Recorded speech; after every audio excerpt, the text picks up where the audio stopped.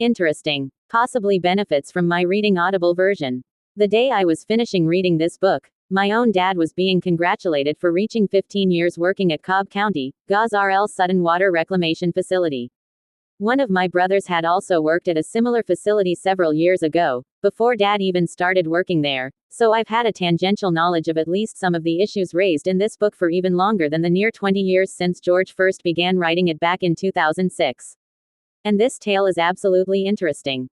Perhaps a bit dry at times, and certainly with many references from earlier tales in the book the deeper you get into it, but as a global tale of how the world takes on the issue of solid waste management, as the US euphemism goes, this was truly a fascinating and globe-trotting tale that perhaps spent a bit more time in the Indian subcontinent than it arguably should have and could maybe have used a foray into South America, but was still utterly fascinating in what it did cover nonetheless.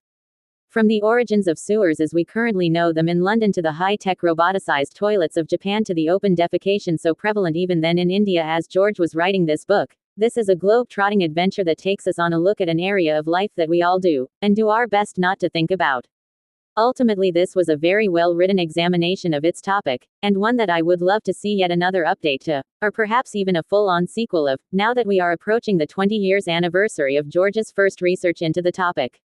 Very much recommended.